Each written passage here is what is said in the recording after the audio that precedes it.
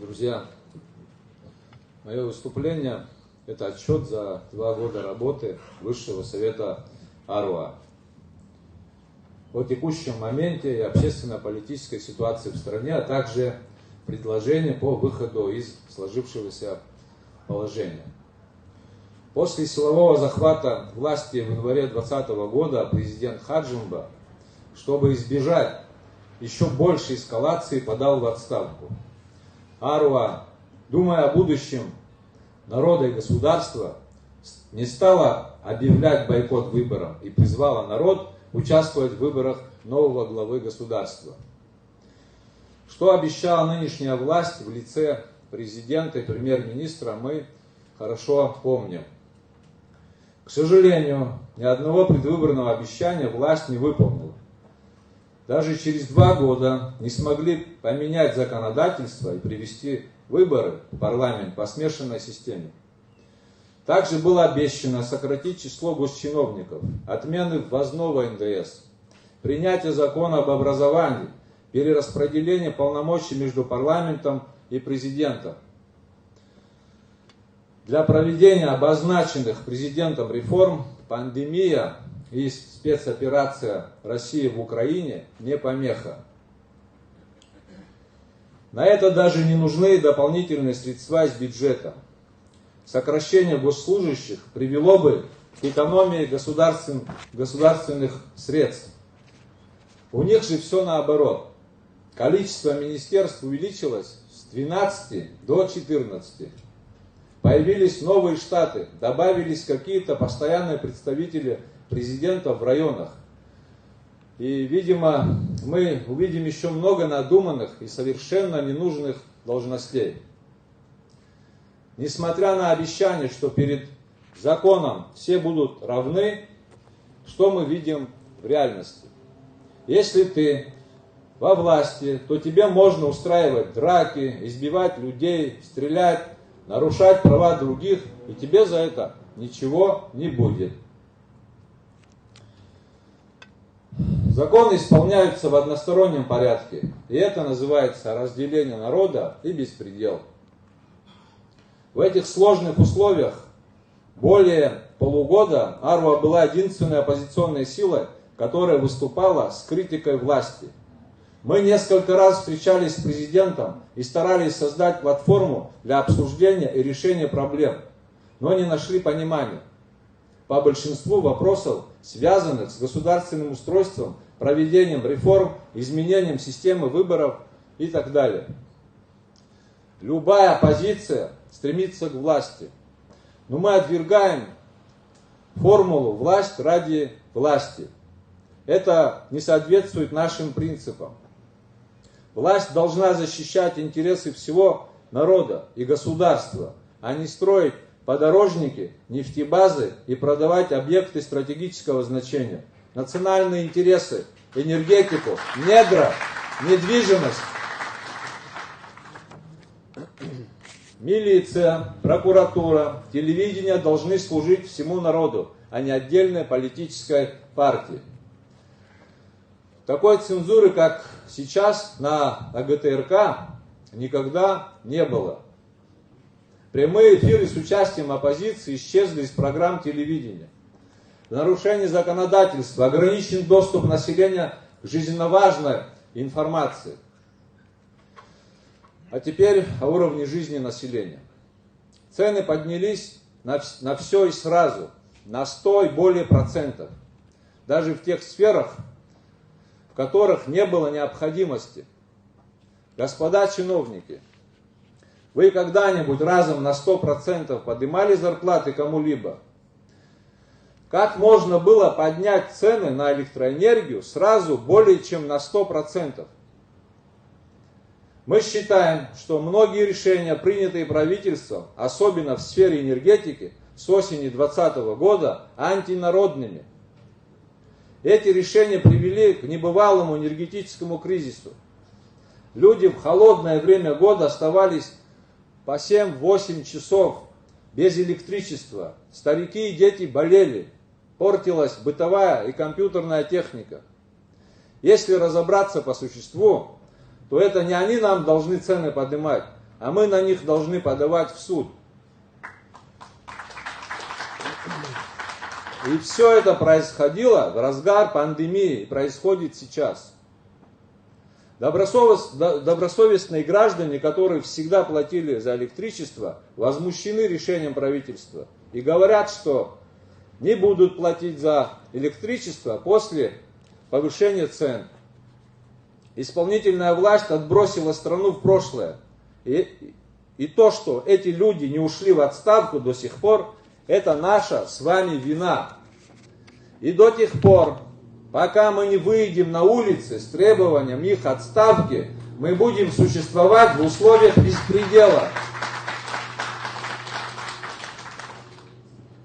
АРОА ведет свою работу в рамках конституционного поля. Митинги, протесты – это наше право и единственный способ выразить свое несогласие с деятельностью властей всех ее ветвей. Но мы не согласны, что единственный путь для изменения в нашей стране – это государственный переворот или действия, выходящие за рамки правового поля. Оппозиции АРОА во внешней политике. Мы поддержали Донбасс и специальную военную операцию, вышли на митинг в поддержку России, где от имени АРОА выступал и я. 2 члена Высшего совета АРОА сражаются добровольцами на Донбассе. Это Сорокин Виталий, герой Абхазии, и Гвициня Домей.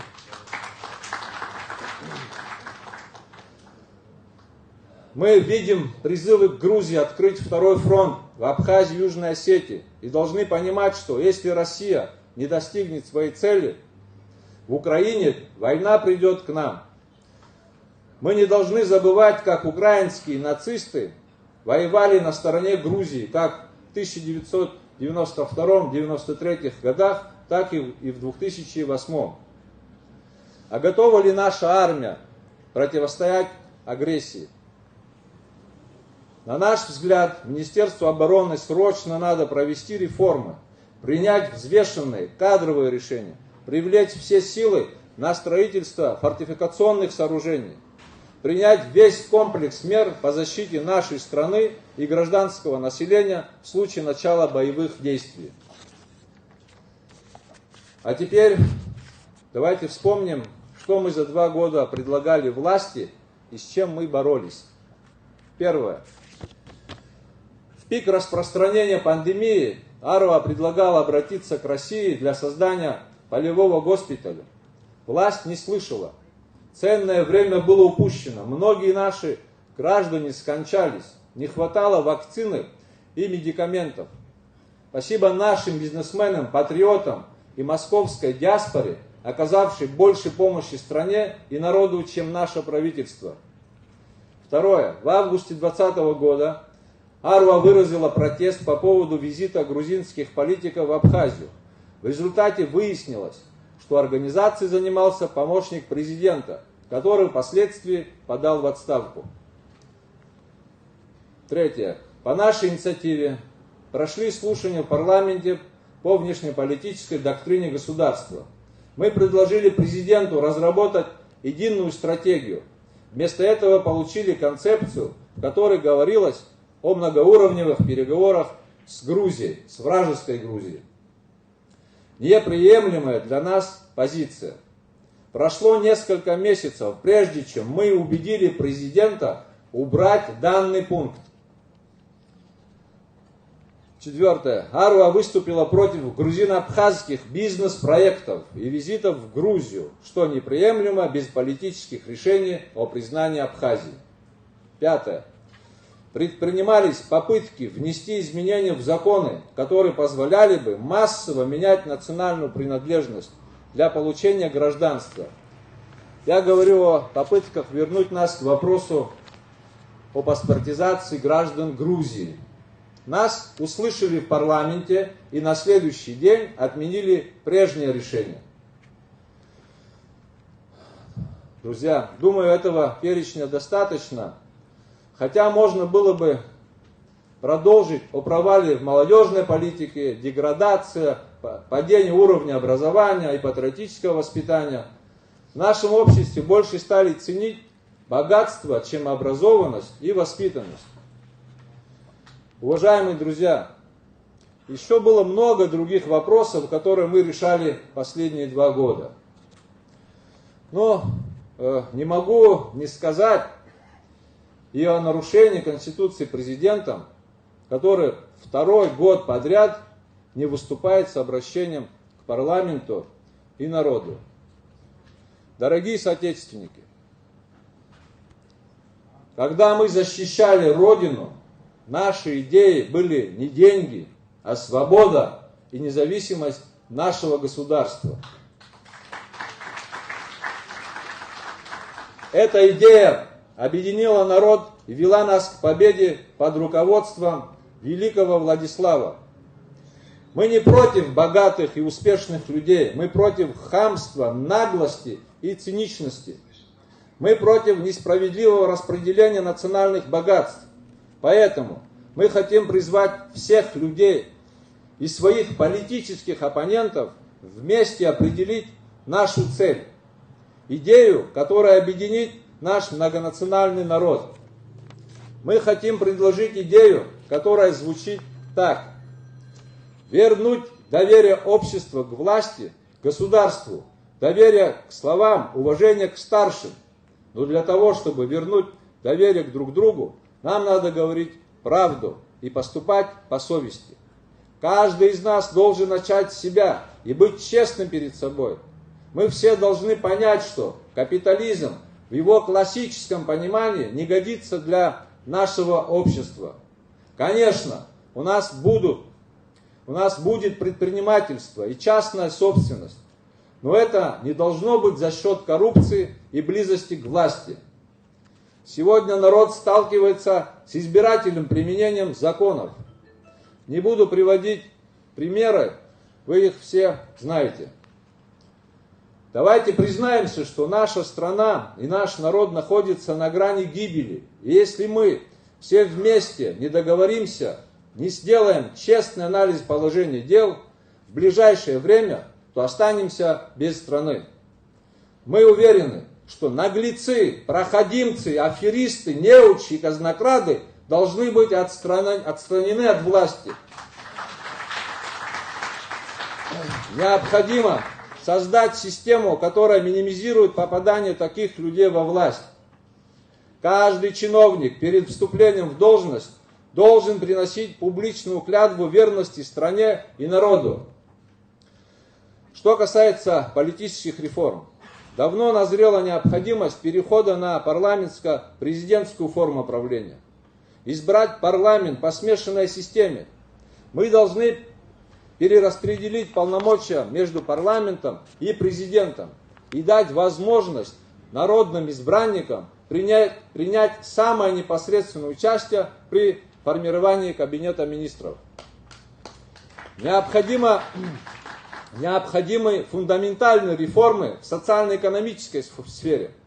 Я хочу напомнить нашим чиновникам, депутатам, судьям и прокурорам, что в 5 статье нашей Конституции говорится: земля и другие природные ресурсы являются собственностью народа, используются и охраняются в Республике Абхазия, как основа жизни и деятельности граждан. Вопросы владения, пользования и распределения природными ресурсами регулируются законами нашей страны. Значит, земля и природные ресурсы принадлежат всем гражданам Абхазии. Однако, народ имеет от этого только налоговые поступления в бюджет. Теперь читаем закон Республики Абхазии о недрах. Статья 2. Собственность на недра. Недра в границах территории Республики Абхазия, включая подземное пространство и содержащие в недрах полезные ископаемые, энергетические и иные ресурсы, являются государственной собственностью. Прошу заметить, уже не народной, а государственной собственностью. Более того, в этой же статье говорится, что добытые из недр полезные ископаемые и иные ресурсы по условиям лицензии могут находиться в республиканской, местной, частной и иных форм собственности. А где народ? Почему право народа на ресурсы принадлежит компании Апсны Ойл или другим компаниям. Кто так решил? Почему? Почему этот вопрос не согласовали с гражданами Абхазии? Мы прекрасно понимаем, что все эти вопросы годами не сдвинутся с места, будут долго и нудно приниматься через парламент. Поэтому Аруа предлагает идею проведения общенародного референдума по всем значимым вопросам. Мы обращаемся ко всем общественно-политическим организациям собраться и принять участие в формировании перечня вопросов, которые будут выноситься на референдум.